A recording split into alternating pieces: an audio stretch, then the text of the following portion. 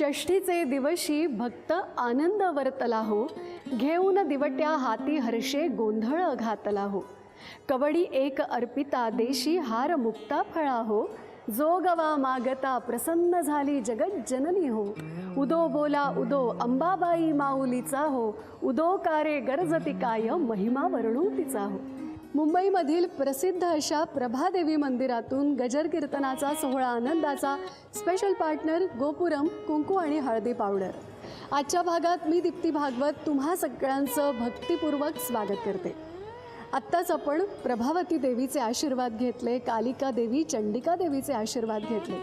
खरोखरच नवरात्र पर्वामध्ये अशा पद्धतीनं देवीचे आशीर्वाद घेता येणं, तिचं दर्शन होणं हा किती अलौकिक असा भाग्ययोग आहे नाही का. एकूणच नवरात्रोत्सव हा जो काळ आपण बघितला तर भक्ती तेजामध्ये अंतर्बाह्य उजळून निघण्याचा हा कालखंड म्हणावा. असंही म्हटलं गेलेलं आहे की आपण देवी भक्ती करतोच, पण नवरात्र पर्वामध्ये जर आपण देवी आईची भक्ती केली तर त्याचं फळ शतपटीने अधिक मिळत असतं. म्हणून अनेक भक्त या कालखंडामध्ये देवीची मनोभावे भक्ती करतात, उपासना करतात.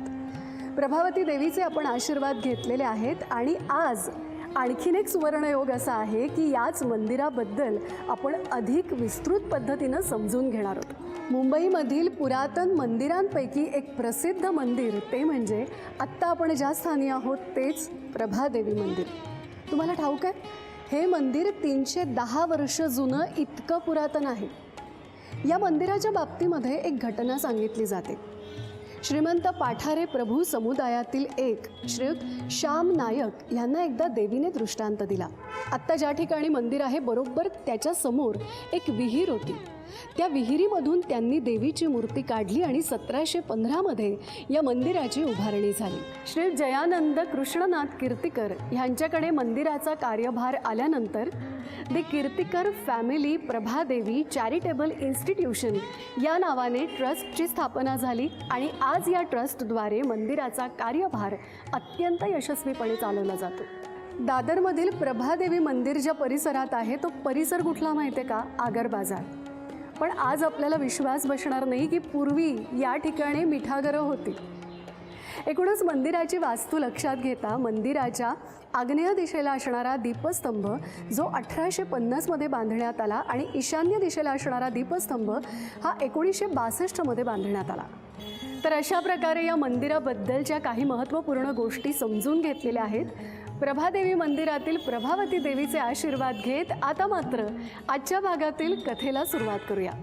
नवरात्रीमधली ही भक्तीची 6वी माळ आपण देवी आईच्या चरणी अर्पण करतो आहोत. अर्थात कथेचं शीर्षक आहे जागर नवरात्रीचा आणि कथाकार आहेत हरिभक्तीपरायण प्रकाश महाराज साठे. पुंडलिक वरदा हरि विठ्ठल श्री ज्ञानदेव तुकाराम पंढरीनाथ भगवान की जय. माऊली ज्ञानेश्वर महाराज की जय. जगद्गुरु तुकाराम महाराज की जय. जगदंबा माता की जय. तुळजा भवानी माता की जय. आई राजा उद उद. श्री गणेशाय नमः. श्री सरस्वती नमः. श्री मातृदेवताभ्यो नमः. श्री पितृदेवताभ्यो नमः. महायोग पीठे तटे भीमरथ्या वरं पुंडरीकाय धातुं मुनिन्वये. समागत्य तिष्ठन् तमानन्दकन्दं परब्रह्मलिङ्गं भजे पाण्डुरङ्गं. कलावज्ञजीवो धरार्थावतारं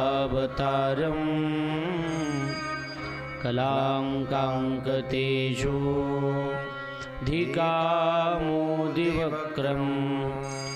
फलानीशबाधा पनोदार्हदक्षं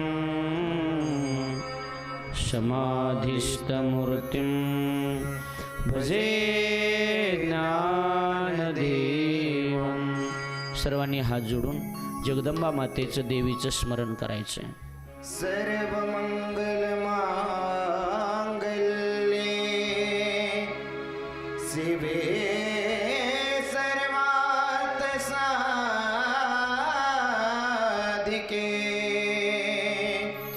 शरण्ये त्र्यंबके गौरी नारायणी नमोस्तुते.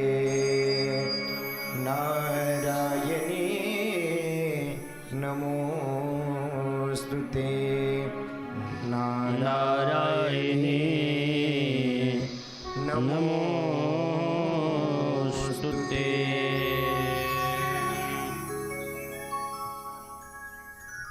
अनेक साधू संतांच्या पदस्पर्शाने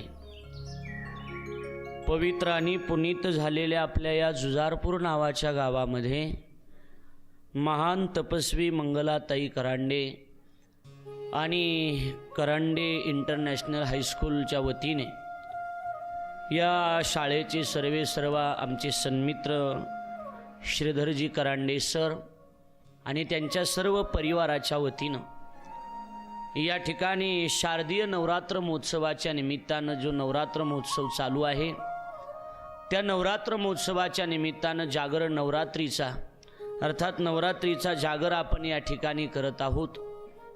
सजनानं अतिशय सुंदर ही कथा या ठिकाणी चालू आहे. गेल्या 5 दिवसापासून सुरू असणाऱ्या या नवरात्रीच्या जागर या विषयाचं चिंतन घेऊन आज आपण 6व्या दिवसामध्ये पदार्पण करत आहोत. आज 6वी माळ आहे. आज 6व्या माळेच्या निमित्तानं कथा ऐकण्यासाठी उपस्थित असणाऱ्या सर्व सद्भक्तांना देवी भक्तांना माझा प्रणाम. सजनानो, ही कथा या परिवारानं आयोजित केली गेलेली आहे आणि ही कथा आपल्याला घर बसल्या बसल्या जी टॉकीज या वाहिनीवर ऐकायला मिळत आहे. हे आपलं परमभाग्य आहे. महालक्ष्मीची कथा पाहून तुळजाभवानीच्या कथेचा विचार आपण करत आहोत आणि त्या कथेचा विचारही आपण या 6व्या माळेला करणार आहोत. पण तत्पूर्वी सगळ्यांनी एकदा मोठ्या प्रेमानं जगदंबेचं आदिशक्तीचं भजन करूया, नंतर कथा आरंभ होईल. महालक्ष्मी जय अंबे श्री रेणुका माता जगदंबे. महालक्ष्मी जय अंबे श्री रेणुका माता जगदंबे. महालक्ष्मी जय अंबे श्री रेणुका माता जगदंबे. महालक्ष्मी श्री अंबे श्री रेणुका माता जगदंबे. महालक्ष्मी जय अंबे श्री रेणुका माता जगदंबे. महालक्ष्मी श्री अंबे श्री रेणुका माता जगदंबे. महालक्ष्मी जय अंबे श्री रेणुका माता जगदंबे. महालक्ष्मी श्री अंबे श्री रेणुका माता जगदंबे. महालक्ष्मी जय अंबे श्री रेणुका माता जगदंबे. महालक्ष्मी श्री अंबे श्री रेणुका माता जगदंबे. महालक्ष्मी जय अंबे श्री रेणुका माता जगदंबे. महालक्ष्मी श्री अंबे श्री रेणुका माता जगदंबे. श्री रेणुका माता जगदंबे.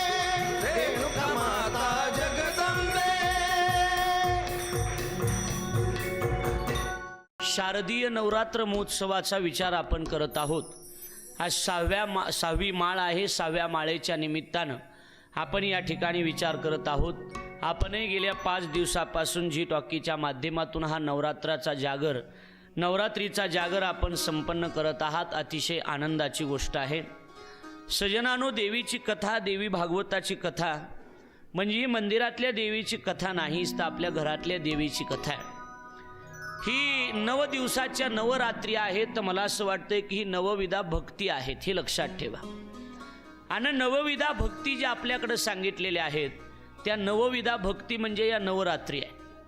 रोज एका देवीची भक्ती करणं, रोज एका देवीची आराधना करणं म्हणजे एक देवीची भक्ती करणंच आहे. आणि देवी म्हणजे काही वेगळं नाही, देवी देव हे सगळे एकच आहेत, हे लक्षात ठेवा. आणि म्हणून ही कथा नवरात्रीची कथा आहे म्हणून एकट्या स्त्रीचीच कथा आहे असं अजिबात नाही. सर, असं वाटतंय कधी कधी की नवरात्रीचा उत्सव म्हणजे स्त्रियांचा उत्सव असं बऱ्याचदा मानलं जातं. 15 दिवसापासून अगोदर कोणत्या साड्या, कोणत्या दिवशी कोणता रंग, कोणत्या दिवशी कोणती साडी घालायची, कोणत्या गरब्यामध्ये त्या ठिकाणी दांडिया खेळण्यासाठी जायचं, कोण्या ठिकाणी आरतीला जायचं, हा विचार त्या ठिकाणी केला जातोय. मला असं वाटतंय की आपण हा विचार नक्की केला पाहिजे. युग बदललेलं आहे, काळ बदललेला आहे, हा विचार तुम्ही नक्की करा. पण मला असं वाटतंय की विज्ञान युगाबरोबर जगत असताना आपण कधीतरी अध्यात्माचा विचार करणं गरजेचं आहे. की हा दांडियाचा खेळ, हा गरब्याचा खेळ परमात्म्यापर्यंत, आदिशक्ती जगदंबेपर्यंत पोचण्याच्या अगोदरच हा स्वैराचाराकडे तर वाटचाल करत नाही ना, हा तो सुद्धा कधी कधी प्रश्न पडतो की स्वैराचाराच्या दिशेनं सुद्धा हा नवरात्र महोत्सव जातोय का? जगदंबेची कथा, नवरात्रीची कथा म्हणजे फक्त स्त्रियांचीच कथा आहे का? तर अजिबात असा त्याचा अर्थ घेतला जात नाही. या देवी सर्व भूतेषु असं म्हटलेलं आहे. देवीचं वर्णन करत असताना देवी भागवतानं असं वर्णन केलं की या देवी पण सर्व स्त्रियेषु नाही ना, सर्व पुरुषेशी नाही ना, सर्व भूतेषु असं वर्णन आहे क्रांडेसर, असं वर्णन आहे. तर मला असं वाटतंय की हा विचार आपला कधीतरी स्वैराचाराकडं, कधीतरी व्याभिचाराकडं जातोय का, याचा सुद्धा विचार शहरातल्या मंडळींनी करणं ही गोष्ट गरजेची. मी आज पहिल्यांदा आपल्या पुढे ही कथा मांडतोय, हा विषय मी आपल्या पुढे मांडतोय. मला या विषयाची गरज वाटली म्हणून मी हा विषय मांडतोय. नटाथटा करून त्या ठिकाणी शृंगार करून आपण हा शृंगार हा एकतर देवासाठी असला पाहिजे. माझ्या लक्ष द्या, शृंगार हा देवासाठी असला पाहिजे आणि नाहीच देवासाठी केला तर शृंगार हा नवर देवासाठी असला पाहिजे. स्त्री जातीचा शृंगार हा तिसऱ्यासाठी नसतोच.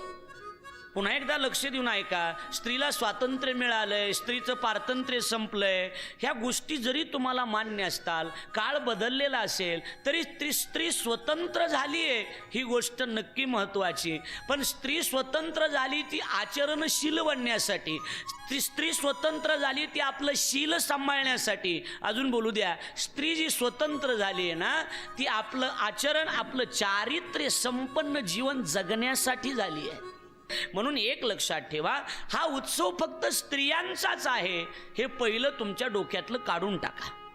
ऐकताय ना तुम्ही सगळेजण? अरे होतं म्हणा, ऐकताय ना? हा उत्सव फक्त स्त्रियांचाच आहे हे डोक्यातलं काढून टाका. हा उत्सव सर्वांचा आहे. म्हणून शब्द आहे की या देवी सर्व भूतेषु म्हणजे जेवढे भूत मात्र आहेत, जगातले भूत या शब्दाचा अर्थ सर्व जीव, आपण सर्वजण. सर, हे सगळे आपण जे आहोत ना, या सगळ्यांचा उत्सव म्हणजे नवरात्रीचा उत्सव आहे. तुमचा माझा उत्सव म्हणजे नवरात्रीचा उत्सव आहे. आपण याच्यामध्ये आपली संस्कृती जतन करायची असते. पण कदाचित संस्कृती जतन करता करता आपली संस्कृती अधोगतीला तर नेत नाहीत ना, याचा विचार आपण केला पाहिजे. नक्की गेलं पाहिजे, पण अंगभर कपडे तरी असले पाहिजे. अंगभर कपडे तरी असले पाहिजे. अंगभर कपडे घालून आपण या सगळ्या गोष्टी करणं, ह्या गोष्टी अतिशय महत्त्वाच्या असतात. म्हणून तर त्या जोगवा नावाचं जे नाथ महाराजाचं प्रकरण आहे ना, जोगवा नावाचं, त्याच्यामध्ये जोगवा मागितलाय. जोगवा, नाथ महाराजांनी जोगवा मागत असताना आपल्याला ह्या माळी, या साड्या हे नाही, महिषासुराला तुळजाभवानीनं मारलं ही गोष्ट खरी असेल, पण आपल्या सुद्धा आपण महिषासुराला मारणं ही गोष्ट गरजेची आहे. आणि आपल्यामध्ये अनेक राक्षस आहेत. जसे कोलंबासूर मारला, कोलासूर मारला, तसं तुळजाभवानीनं महिषासूर मारला, कंकभट नावाचा राक्षस मारला, अनेक राक्षसांचा निपात केला ना, तसं आपल्याला सुद्धा आपल्या अंतकरणातल्या काही राक्षसांचा निपात करायचा आहे. त्याच्यामध्ये आपल्या अंतकरणातले वैरी जे आहेत ना, ते वैरी म्हणजे आपल्या अंतकरणात वैरी आहेत. काम, क्रोध, लोभ, मद, मत्सर आणि आणि अहंकार हे सुद्धा एक राक्षसच आहेत आणि यांना मारणं ही गोष्ट अतिशय महत्त्वाची असते.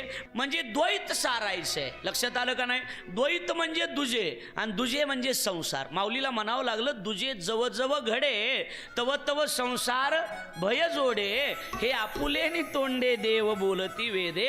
द्वैत म्हणजे इकडे बघा प्रपंचाचा पसारा बाजूला सारायचा आहे. ऐकताय ना तुम्ही? फार सुंदर आहे का? फार सुंदर आहे. सुंदर सांगतो एकदम म्हणजे तुम्हाला कळण्यासारखं. प्रपंचाचा पसारा बाजूला सारायचा आहे आणि प्रपंचाचा पसारा बाजूला सोडून मुलं बाळ हे जे आहेत ना हे सगळ्यांना बाजूला सारायचं आहे आणि गळ्यामध्ये माळ घालायची आहे. द्वैत सारोनी माळ मी घालीन आणि हाती बोधाचा झेंडा मी धरीन पण वारी मी करीन पण भेद रहित वारीशी जाईन.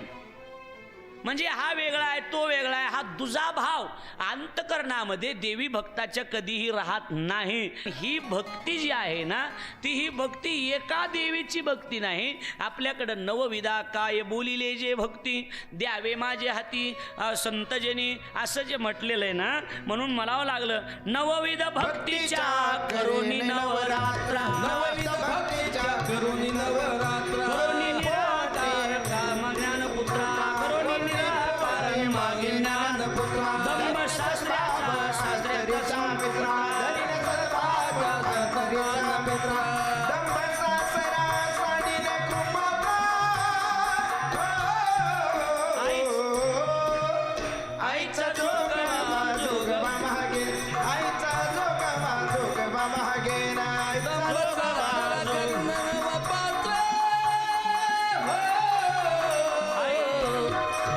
म्हणा आईचा जोगवा मागे आईचा जोगवा मागे ना आईचा जोगवा महागे आईचा जोगवा महागे आता साजनी झाले मिनी संग आता सारथी झाले मिनी संग विकल्प नवऱ्याचा सोडियला संग विकल्प नवऱ्याचा सोडियला संग काम क्रोध हे जोडिले मांग काम क्रोध हे जोडियले मांग केला मोकळा मार्ग सुगंध आईचा जोगवा महागे आईचा जोगवा महागे आईचा जोगवा मागेल आईचा जोगवा मागेल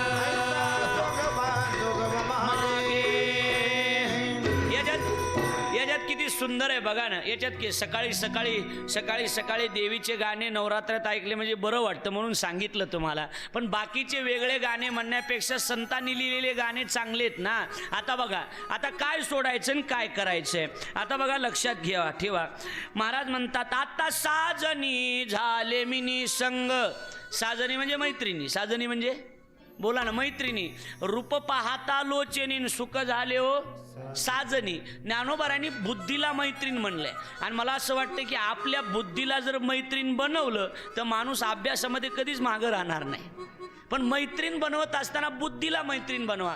आपण अन्य मैत्रिणी बनवल्या त्यामुळं या मोबाईल कंपन्याचा फायदा जास्त झाला. नाही कळलं तुम्हाला राहू द्या. नाही कळलं तेच बरं आहे. लक्षात आलं का नाही? आपण अन्य मैत्रिणीला त्या ठिकाणी अन्य मैत्रिणी बनवल्या. ज्ञानोबराय म्हणतात नाथ महाराज म्हणतात तुम्हाला आईकडे जोगवाच मागायचा आहे ना. आता साजनी झाले मी निसंग. आता निसंग झाले. निसंग म्हणजे आता कुणाची संगती जीवनात ठेवली नाही. संगती जीवनात ठेवलेली नाही. आणि एक लक्षात ठेवा सगळ्या मुलांनी ऐका मुलींनी ऐका. आपल्याला जीवनामध्ये मोठं व्हायचं असेल ना तर आपल्याला काही कालावधीपुरतं शिक्षण चालू आहे तिथपर्यंत तरी निसंग राहण्याची फार मोठी गरज आहे. निसंग राहावं लागेल.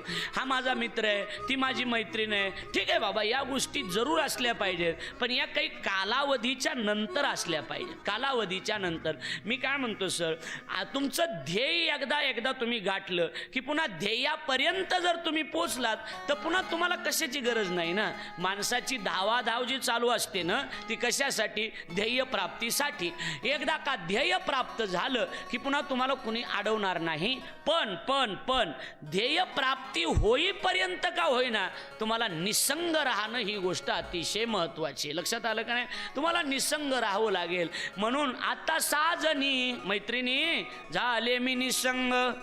म्हणले नवरा पण सोडून दिला. आता देवापर्यंत जर जायचं असेल ना तर नवरा म्हणले तुझ्या नवऱ्याचं नाव काय होतं ग? विकल्प नवऱ्याचा. लक्षात यायला नवरा काय कोणता आहे? विकल्प नावाचा नवरा आहे. म्हणून विकल्प नवऱ्याचा सोडियला संग.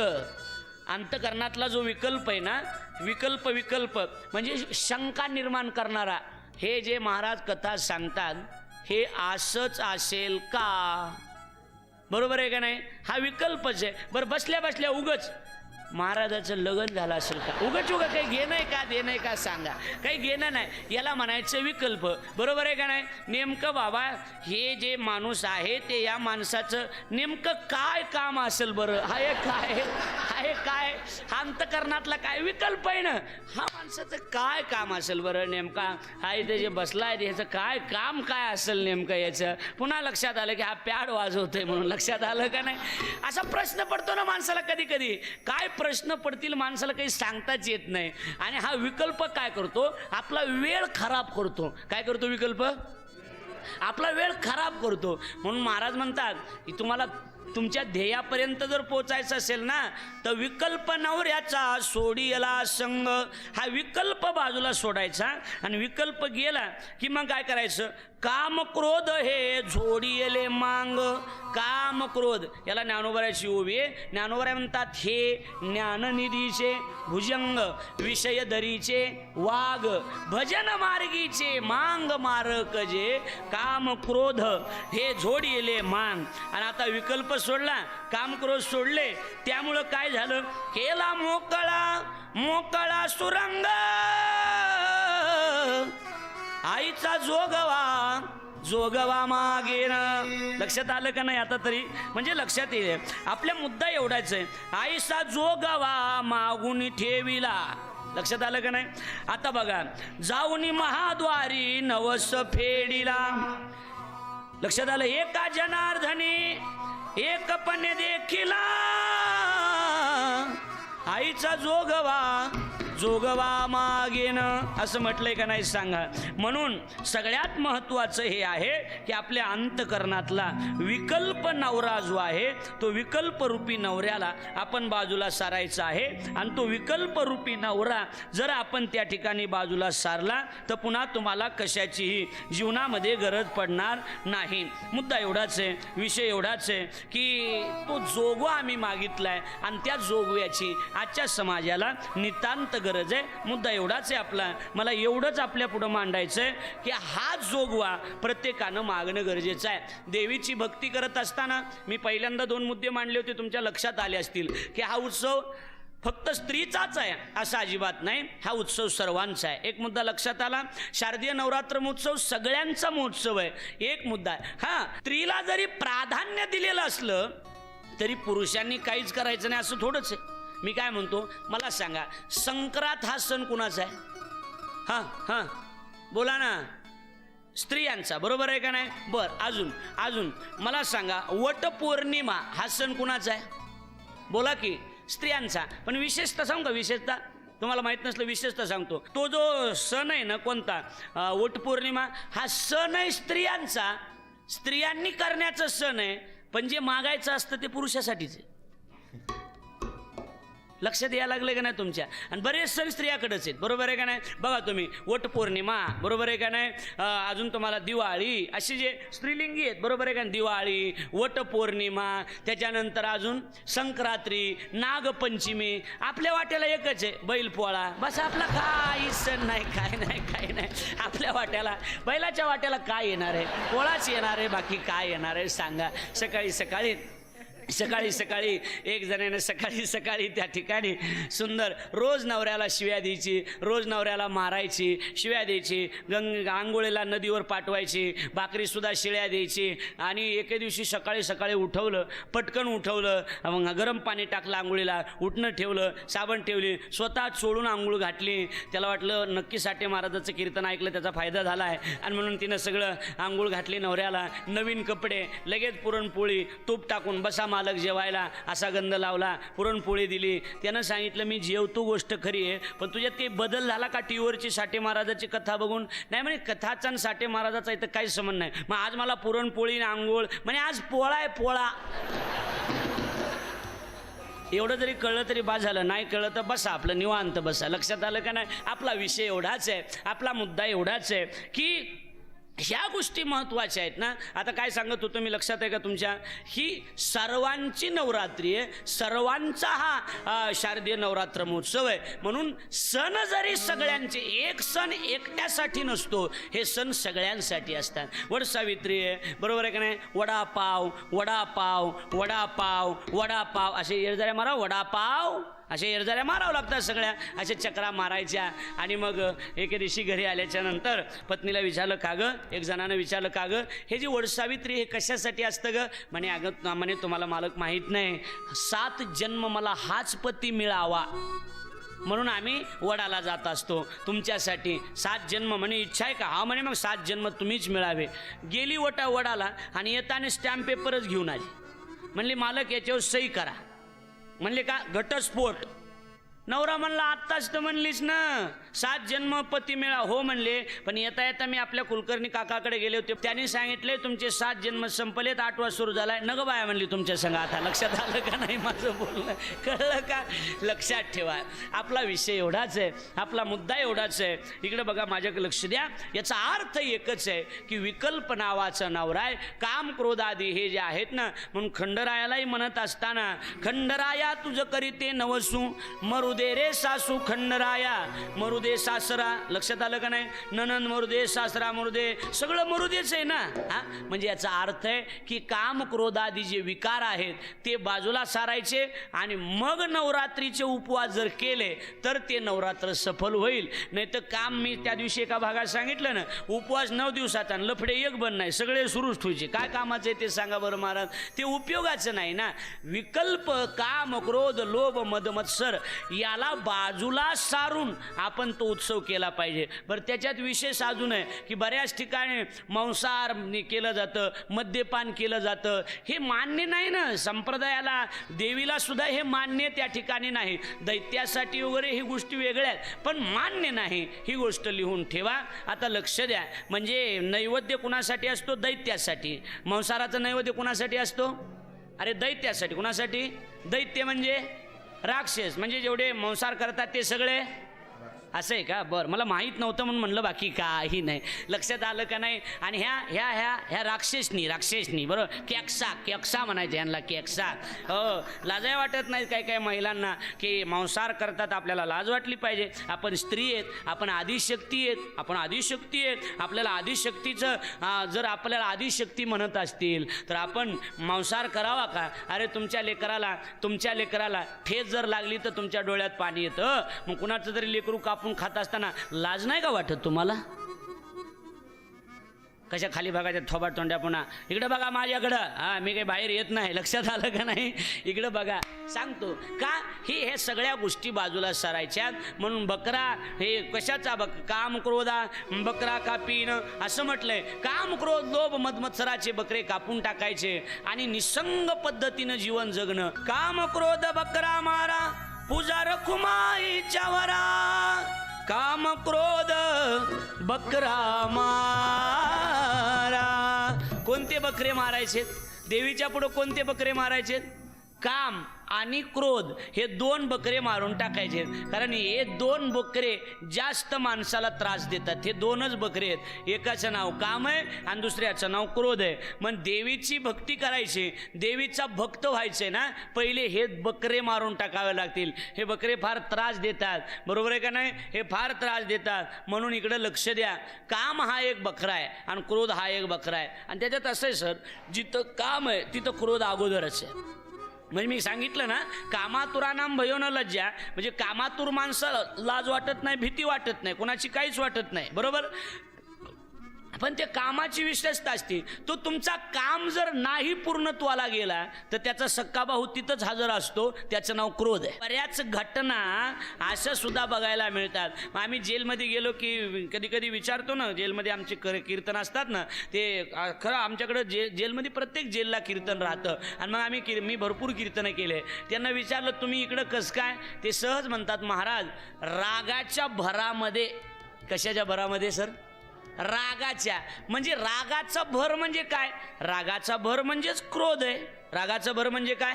क्रोध आहे. काम आहे. काम आणि क्रोध हे दोन बकऱ्यांनी देवदेवतांना सुद्धा सोडलेलं नाही, तर बाकीच्याचं काय नाही. तरी अनुभूतीवर अर्थात देवहूतीवर महिषासुराची हीच नजर गेलेली ना, ती कामवासनेची नजर आहे. आणि म्हणून महिषासूर म्हणतोय की हे अनुभूती, हे देवहूती, तू माझ्यासोबत लग्न कर, मी तुला त्रैलोक्याची राणी बनवून ठेवीन. माझं बोलणं लक्षात येतंय का? मी तुला त्रैलोक्याची राणी बनवून ठेवीन, तू फक्त माझ्याशी लग्न कर. हा, माझ्याशी लग्न कर. एक जण म्हटला तू माझ्याशी लग्न कर, तुला राणीसारखं ठेवतो, राणीसारखं. हा, ती म्हणली ठीक आहे करते लग्न, राणीसारखं ठेवतो. गेलं की 2 दिवस वाट भेटली, 4 दिवस वाट भेटली. रोज भांडे घासायचे, घर झाडून काढायचं, फरशा पुसायच्या, स्वयंपाक करायचा. तिला इकडं बोलिलं मला घटस्फोट द्या म्हणे. तुम्ही मला शब्द काय दिलता? म्हणे काय? तुला मी लग्न झालं कुणासारखं ठेवीन? राणीसारखं ठेवीन. ते म्हटलं मग काय राणीसारखंच आहे नाही का? राणीसारखं आहे का? अगं वेडे म्हणे, तू यायच्या अगोदर आपल्या घरी एक कामवाली बाई होती, तिचं नाव राणी होतं. लक्षात आलं का? मग काय राणीसारखं ठेवतोय ना म्हणे तुला मी, कुणासारखं ठेवतोय? लक्षात आलं का माझं बोलणं? तुला राणीसारखं ठेवीन. मुद्दा एवढाच आहे, विषय एवढाच आहे की आता लक्ष द्या, म्हणजे लक्षात येऊन जाईल. तुला राणीसारखं ठेवीन आणि त्रैलोक्याचा तुला मालकीन करीन, असा शब्द त्या महिषासुरानं तिला दिला. पण काही त्याचा उपयोग झाला नाही. आता बघा इकडे लक्ष द्या. त्या बोलण्याने अनुभूतीला थोडंही काहीही वाटलं नाही. महिषासूर म्हणत होता हे सुंदर, तू हे विसरू नकोस. तिनं नकार दिला, मला तुझ्यासोबत लग्न करायचं नाही. अरे मी पतिव्रता आहे आणि मी जर तुझ्यावर नजर टाकली ना तर तू जळून भस्म होशील, तू जळून भस्म होशील.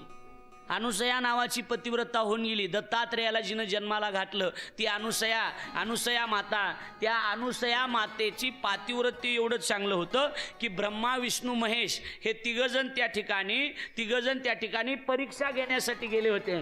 हा, बायकोनी पाठवले होते बायकांनी. लक्षात आलं का नाही? आमच्यापेक्षा फार पतिव्रत्या म्हणे, तुम्ही जा आणि तिचं पातिव्रत्य हनन करा. तिघजण हे गेले. या तिघाला पातिव्रत्याच्या बळावर बाईनं लहान लहान बाळकं करून ठेवलं होतं. कथा माहिती ना तुम्हाला? लहान लहान बालक करून ठेवलं होतं. बळ कशाचं होतं? पातिव्रत्याचं बळ एवढं आहे. फक्त तुमच्याकडे ते पातिव्रत्याचं बळ असलं पाहिजे. हा, एक काळ असा होता की केस जे आहेत ना याच्यामध्ये वासना आहे, स्त्रियांच्या केसामध्ये वासना आहे. म्हणून त्या काळात पदर घेण्याची पद्धत जी होती ना, ती आपले जे केस आहेत ना ते झाकून असले पाहिजे, परपुरुषाच्या नजरेत पडले नाही पाहिजे. एक मुद्दा. दुसरा मुद्दा, केस विंचरणं, सगळ्या माणसात एकत्र रस्त्यावर उभारून केस विंचरणं याला सुद्धा पाप म्हटलं जातंय. कारण केस विंचरताना हे 4 भिंतीच्या आत असले पाहिजे. आपले केस फक्त आपला पती सोडून दुसऱ्याच्या नजरेत पडले नाही पाहिजे.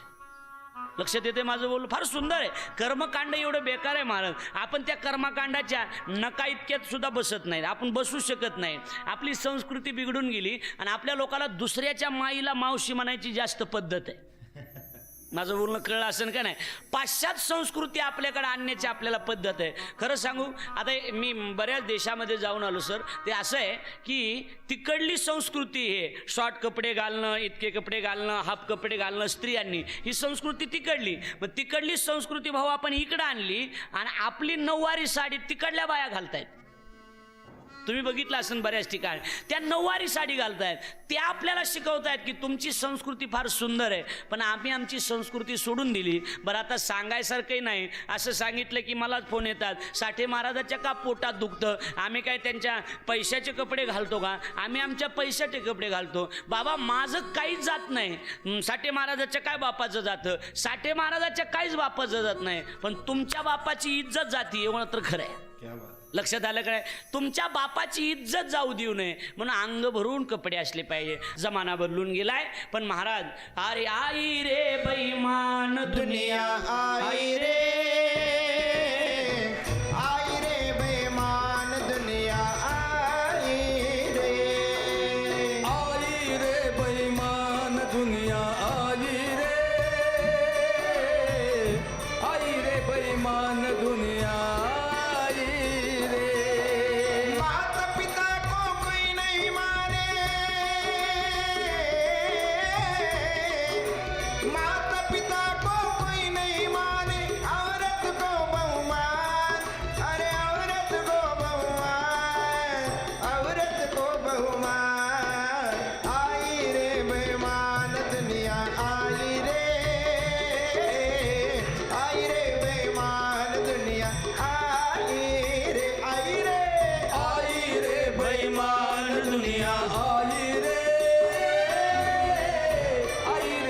बेईमान दुनिया आई रे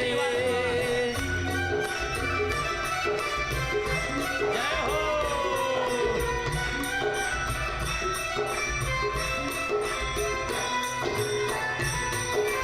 एक तारीख.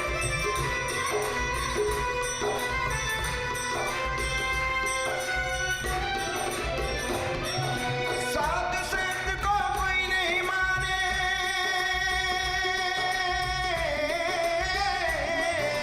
साध संत को कोई नहीं माने, आई रे बेईमान दुनिया आई रे, आई रे बेईमान दुनिया आई रे, आई रे, आई रे बेईमान दुनिया आई रे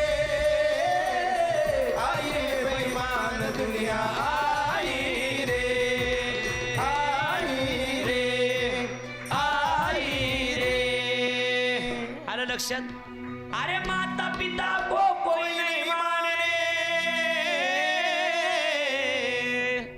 माता पिता को कोई नहीं माने, औरत को बहुमान, औरत को बहुमान. आई रे बेईमान दुनिया आई रे,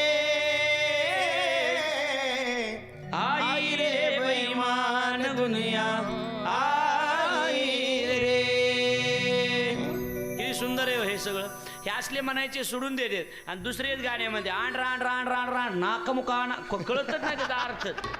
काही गाण्याचा अर्थ मला अजून कळाला नाही महाराज. काय मेळ असन आणि काय नाही. बरोबर आहे. देवीचे गाणे म्हणते त्याचा अर्थ अजून कळत नाही काय म्हणते आणि काय नाही. वेगळेच काही म्हणण्यापेक्षा अनादी अंबिका भगवती, अनादि अंबिका भगवते बोध परडी घेऊनी हाती, बोध परडी घेऊन हाती बोध ज्ञानाचा पाजळती, बोध ज्ञानाचा पाजळती उद भक्तनाचे, उद उद भक्तनाचती, उद उद भक्त नाचती, उद उद भक्त नाचती. गोंधळा येई ओ जगदंबे, गोंधळा येई ओ जगदंबे, गोंधळा येई हो जगदंबे, गोंधळा येई हो जगदंबे, जगदंबे. येई हो जगदंबे, मूळ पीठ तू जगदंबे, मूळ पीठ तू जगदंबे, गोंधळा येई ओ जगदंबे, गोंधळा येई ओ जगदंबे. तू ये आणि गोंधळी सुद्धा व्यास वशिष्ठ शुक गोंधळी नाचताती सोहम मेळी, द्वैत भाव विसरोनी बळी, खेळती आंबे तुझे गोंधळी, गोंधळा येई हो जगदंबे, गोंधळा येई हो जगदंबे, मुकुटमणी पुंडलिक 33 कोटी देवनायक, गोंधळ घालतील कौतुक, एका जनार्दनी नाचे देख, गोंधळा येई ओ जगदंबे, गोंधळा येई ओ जगदंबे, गोंधळा येई ओ जगदंबे. लक्षात आलं का नाही हो. हे मूळ पीठ आहे. मूळ पीठ तू आंबे, गोंधळा येई ओ जगदंबे. म्हणजे आपल्या सगळ्यांचं मूळ पीठ जर काय असेल तर ती आदिशक्ती आहे. हे लक्षात ठेवा. आलं लक्षात तुमच्या. आता आता बघा, म्हणजे विकल्प काम क्रोध हे चालू होतं आपलं. ही काम क्रोधाची नजर त्या महिषासुराची कुणावर पडली? त्या अनुभूतीवर पडली. कारण जमाना बदलला.